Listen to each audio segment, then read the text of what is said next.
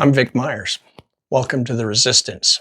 This video has been heavily censored to avoid triggering the algorithm's content filters. First, let me say thank you to Afton Bain and everybody who worked on her campaign. You didn't lose an election. You laid the groundwork for a 2026 victory. And let me know when that campaign is official, because I want to be the first person to donate to Afton Bain 2026. The worst thing about the final numbers is obviously that Afton didn't win. The third worst thing about the final numbers is that the voters in Tennessee 7 were foolish enough to believe that sending another MAGA tool to Washington is going to miraculously benefit them.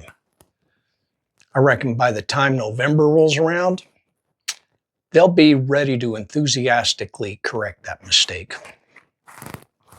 The second worst thing about the final numbers is that it took less than 12 hours for the consultant class, the so-called moderate or centrist losers of the Democratic Party, to blame Afton Bain for the loss. In the words of Lene Erickson of the Third Way think tank, also known as Wall Street's best friend in the Democratic establishment, Afton is a far-left candidate and a self-declared radical who alienated voters in the middle. Way to go, consultant class. You could be helpful and recognize that Afton Bain took a district that just 1 year ago was lost by 21 points and cut that margin by more than half. You could recognize that Afton Bain is the clear frontrunner to be the Democratic nominee for this seat with a primary only 9 months away.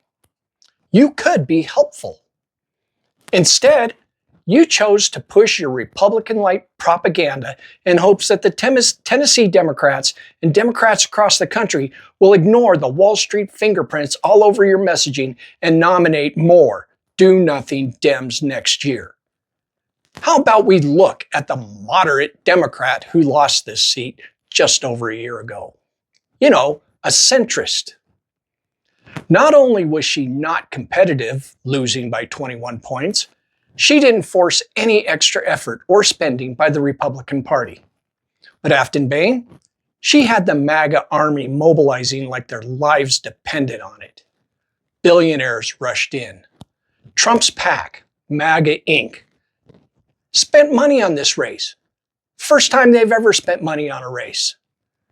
They threw everything they had at her. They treated her like a real threat because she absolutely is.